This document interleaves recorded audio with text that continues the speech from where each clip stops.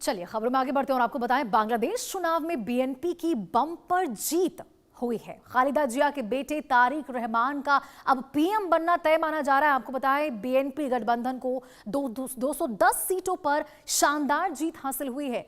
तारिक रहमान दोनों सीटों से चुनाव जीत चुके हैं। बड़ी खबर आपको बता रहे, तारिक ने दोनों सीटों पर बड़े अंतर से जीत दर्ज की है।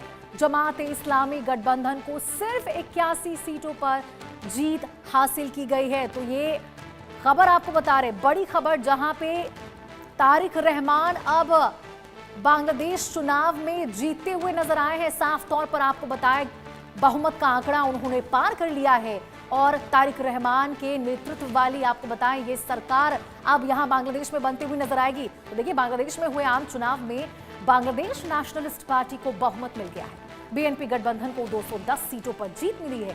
तारिक रहमान ने 2 सीटों पर चुनाव लड़ा था। आपको बताएं, दोनों पर उनकी जीत हुई है। रहमान पिछले साल दिसंबर में ही 17 साल बाद देश लौटे थे। वहीं जमात इस्लामी की बात करें तो उनके नेतृत्व वाले 11 पार्टियों के गठबंधन को 81 सीटें मिली हैं। तो देखिए, जमात चीफ शफीकुर रहमान ने यहाँ पे साफ तौर पर कई बातें कही हैं। तो आपको अब बताते हैं ग्राफिक्स के जरिए कि बीएनपी की जीत पर, जो जीत हुई है बीएनपी की, भारत पर इसका क्या असर पड़ता हुआ नजर आएगा। ग्राफिक्स के जरिए आपको समझाने की कोशिश करेंगे कि बीएनपी जिस प्रकार से बांग्लादेश में जीती है, अब क्या उसका असर भारत पर पड़ेगा। तो देखिए, जो जीत है बीएनपी की जीत पर, पाकिस्तान यहां पे लगातार, आपको बताएं, भारत के लिए ना संकट है और ना ही जश्न है। ये स्थिति है भारत की, ये असर भारत के ऊपर। पाकिस्तान चीफ से बीएनपी नजदीक है, ये आपको बता दें। भारत दोस्ती के विकल्पों पर फैसला यहां पे लेता हुआ नजर आएगा। तो ये तमाम असर आपको बता रहे, जिस प्रकार से बांग्लादेश में बीएनपी की जीत हुई है, तो भारत पर इसका क्या असर पड़ेगा। बीएनपी चीन, और आपको बता दें, जो चीन समर्थन रहा है, थोड़े जो पाकिस्तान के समर्थित उसके विचारधारा रही है, और हिंदुओं को बीएनपी की जीत से राहत मिल सकती है। क्योंकि देखिए, लंबे समय से जिस प्रकार से बांग्लादेश में जो हिंदू है, अल्पसंख्यक है, उनके ऊपर अत्याचार बढ़ता जा रहा है। ऐसे में कहा जा रहा है कि जो बीएनपी सत्ता में आई है, आते हुए अभी नजर आएगी, तारिक रहमान आएंगे, तो ऐसे में तमाम जो हिंदू हैं और जो अल्पसंख्यक हैं, उनको कहीं ना कहीं राहत मिलती हुई नजर आएगी। तो देखिए, तारिक रहमान के नेतृत्व वाली बांग्लादेश नेशनलिस्ट पार्टी अब बांग्लादेश में बनती हुई नजर आ रही है, साफ तौर पर आपको बता दें। और ऐसे में भारत पर कहीं ना कहीं इसका असर भी पड़ता हुआ नजर आएगा। ग्राफिक्स के जरिए आपको तमाम बातें हमने बताई। और हमारे साथ मेहमान भी जुड़ चुके हैं। अरविंद सिंह तेजावत विदेश मामलों के जानकार जुड़े हुए हैं, और रैनिक दत्ता संवाददाता भी हमारे साथ जुड़े हुए हैं। सबसे पहले रैनिक के पास जाएंगे और जानकारी लेंगे। रैनिक, अभी क्या स्थिति है? क्योंकि देखिए, इंतजार करना होगा दोपहर तक, जब चुनाव आयोग की तरफ से फाइनल रिजल्ट का ऐलान कर दिया जाएगा। लेकिन किस तरीके से इस चुनाव के नतीजों को देखा जाए? एकदम ही देखिए, बांग्लादेश का ये जो 13 नेशनल इलेक्शन है, इसका रिजल्ट और कुछ ही समय पे ऑफिशियली डिक्लेयर हो जाएगा। मगर ऑफिशियली डिक्लेयर होने पर कुछ समय का और देरी है। मगर इसी बीच में जो खबर मिल रहा है कि बीएनपी ऑलरेडी एक भारी मात्रा से जीत हासिल कर लिया है। 299 सीटों पर ये चुनाव हुआ था, और 299 सीटों के अंदर में 210 सीट बीएनपी को मिल चुका है। बीएनपी जोट जो था, बीएनपी के साथ टोटल 11 पॉलिटिकल पार्टी शामिल थे। इन लोगों का जो अलायंस था, ये अलायंस को टोटल 210 सीट मिला है। और 210 सीटों के अंदर में सबसे महत्वपूर्ण बात है कि बीएनपी का जो चेयरपर्सन यानी तारिक रहमान, खालिदा जिया का बेटा, उनको 2 सीटों से ही जीत हासिल हुआ है। जो 2 सीटों से वो कॉन्टेस्ट किए थे, वो 2 सीटों से ही उनका जीत हासिल हुआ है। दूसरी तरफ अगर जमात का बात किया जाए, तो जमात के साथ जो और भी 10 पॉलिटिकल पार्टी थे, जो जमात का अलायंस थे, उनको टोटल 81 सीट हासिल हुआ है। उसके साथ जो इंडिपेंडेंट कैंडिडेट थे, उनको 7 सीटों पे जीत हासिल हुआ है। और इस्लामिक जो पार्टी है, उनको 1 सीट हासिल हुआ है। यानी 299 सीटों का जो आंकड़ा वो ऑलरेडी आ चुका है। मगर ऑफिशियली डिक्लेरेशन अभी बाकी है, और कुछ समय बाद ही ऑफिशियल जो डिक्लेरेशन वो बांग्लादेश का इलेक्शन कमीशन की तरफ से किया जाएगा। और इसी बीच में तारिक रहमान की तरफ से, लेकिन रैनिक, जो ये आंकड़ा अभी सामने आ रहा है रुझानों में, ये इससे माना जाए कि इसी के आसपास जो चुनाव आयोग की तरफ से ऐलान किया जाएगा, क्या इसके आसपास सीटें हो सकती हैं, या फिर इससे ऊपर या कम भी हो सकता है?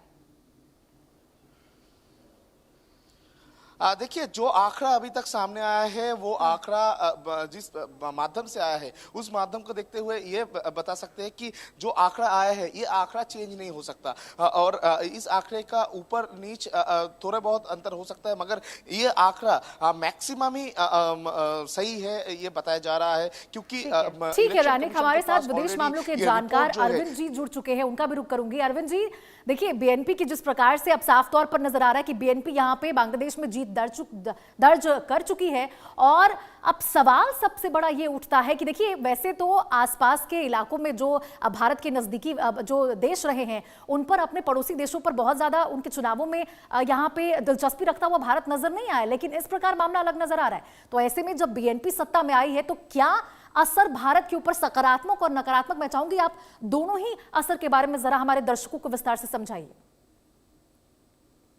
बिल्कुल, इस इलेक्शन को अगर कहें तो भारत के लिए खुशी का मामला है, क्योंकि जमात अगर सत्ता में आती तो भारत के लिए वाकई हालात मुश्किल होते, और वो जो कंटिन्यूटी है जो मोहम्मद यूनुस साहब के साथ में चली आ रही थी, भारत विरोधी जो तमाम चीजें जो बांग्लादेश की जो सरकार कर रही थी, जो अंतरिम सरकार कर रही थी, उसमें एक कंटिन्यूटी रहती।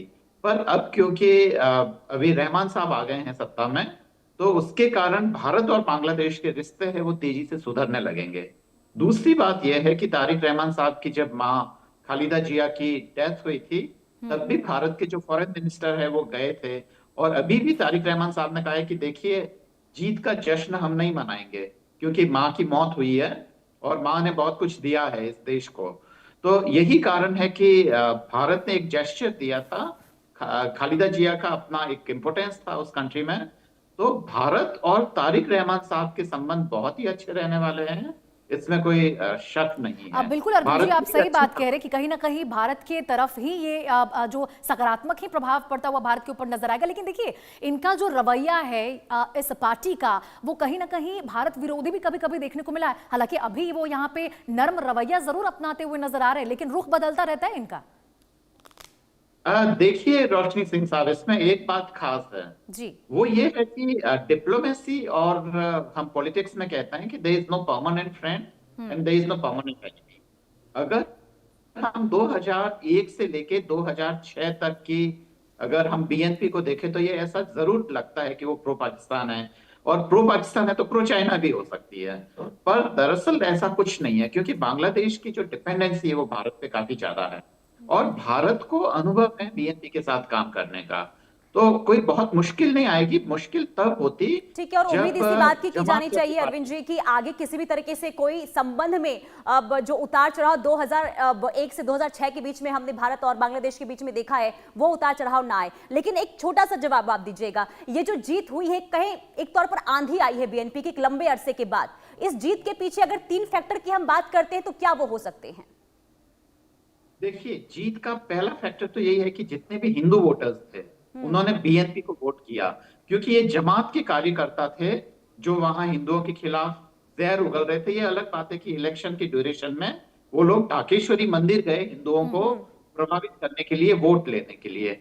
दूसरी ये है कि अवामी लीग के जितने भी जो कार्यकर्ता या जितने भी जो वोटर्स थे वो सारे बीएनपी को शिफ्ट हुए हैं, और इसके पीछे पॉलिटिकल मैच्योरिटी थी रहमान साहब की, जो उन्होंने स्टेटमेंट दिया था कि अगर अवामी लीग इलेक्शन में भाग लेगी तो बीएनपी को कोई प्रॉब्लम नहीं है, बीएनपी को खुशी होगी, पर वो नहीं हुआ। तो ये पॉलिटिकल मैच्योरिटी दिखाती है। तो ये तमाम चीजें थी जो तारिक रहमान साहब के सत्ता में आने से हुई है। और दूसरी बात ये कि क्योंकि भारत के पास अब विकल्प नहीं है, इसलिए बीएनपी से भारत के रिश्ते बहुत ही सहज होने वाले हैं, इसमें कोई दो राय नहीं है। और जो शेख हसीना लेड जो गवर्नमेंट थी वो भी कोई इतनी लिबरल नहीं थी भारत को लेकर, वह भी चीन और भारत में संतुलन साधे हुए थी। हमने उनको यहाँ शरण की, इसका मतलब ये नहीं था कि पहले की सरकारों से हम बहुत ही ज्यादा कंफर्टेबल थे जी। ठीक है, और उम्मीद देखिए ये करते हैं कि जब तारिक रहमान सत्ता पर काबिज होते हैं, इसके बाद जो संबंध रहे हैं भारत और बांग्लादेश के, शेख हसीना के टाइम में जो हमने देखा है, वही स्थिति आगे रहे, और देखना ये होगा कि विदेश नीति सुरक्षा को लेकर भी आगे क्या कदम उठाया जाता है। बहुत शुक्रिया आप दोनों का। फिलहाल वक्त एक छोटे से ब्रेक का, ब्रेक के बाद लौटेंगे कुछ और तमाम देश दुनिया की बड़ी खबरों के साथ।